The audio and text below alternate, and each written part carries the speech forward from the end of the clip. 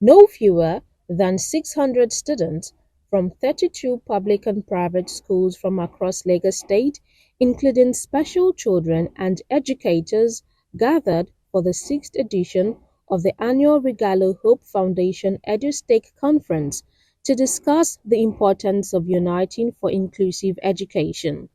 The conference was held in commemoration of the International Day for Education.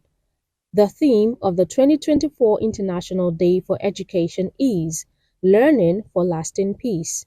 At the conference, stakeholders in the education sector were charged to create a cultural environment where every child would feel valued, loved, respected, and included in decision-making processes. Mrs. Chinenye Onora, project manager and founder of the foundation, said the call became necessary as inclusive education would go a long way to reduce inequality, social exclusion, discrimination, and also empower the people to recognize and value their unique abilities. When we say inclusive education, what we mean by that is having everybody, irrespective of their abilities, in the same classroom. We do not believe that people with disabilities should be separated from, in quotes, the normal people. We believe that every child is the same. So we want an environment, a learning environment where everyone learns in the same classroom, where everyone is valued, respected, and honored in the same classroom, irrespective of their abilities. So when we say inclusive education, we want every child in the same classroom at the same time.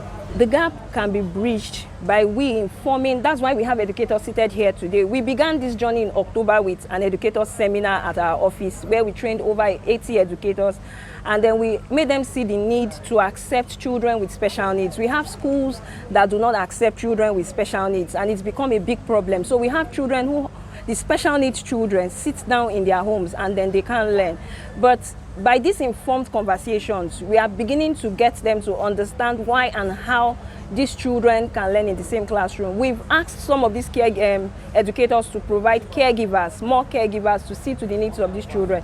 Because we've tested this process and we've seen children with special needs learn very well with the normal children in the classroom, in quotes. So what we would say as regard policies is that there should be policies that enables every child, every school, to accept these children with special needs in their school. It's about time we begin to walk the talk. There's so much talk about inclusion out there. Everybody is talking about SDG 4. However, implementing it, it seems like there's a hiatus. There's a margin between what is said as opposed to what is being implemented. So can we now begin to do things differently to achieve better results? That means after the conference, implement what you have heard. Go back and review your school setting, your curriculum, and make sure that in line with Sustainable Development Goal 4 that talks about quality education being inclusive and equitable, we're able to integrate all children so that no child is left behind. The event had a panel session where stakeholders in the education and health sectors brainstormed on ways to ensure inclusive education for all.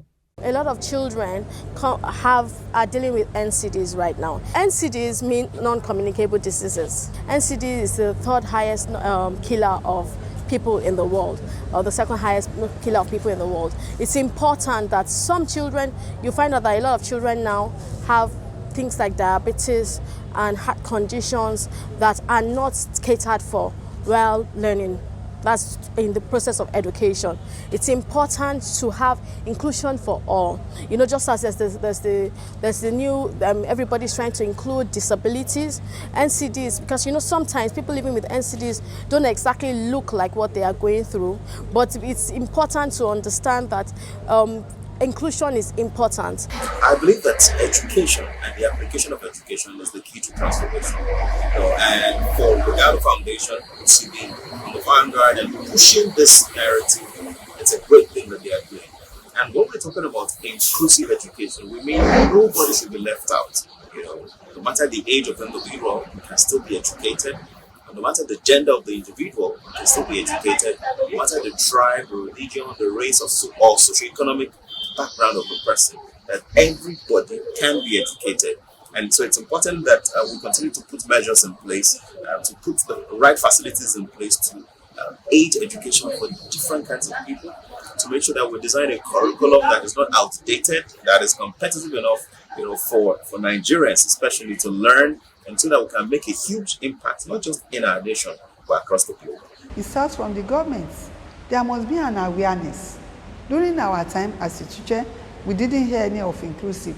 Now that it is included in the curriculum, there should be an awareness for the teachers, training, the awareness with the parents. They should be keeping parents aware of what to and what to do, so that when you show love to the children maybe in the school, they too should show love to them at home.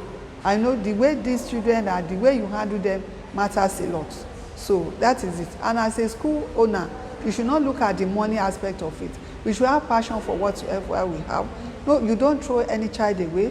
We should all embrace them with love and make our impacts in their lives. The highlight of the day was the spelling bee and current affairs competitions amongst schools, where Avila High School Igodo emerged winner and carted away 250,000 naira prize.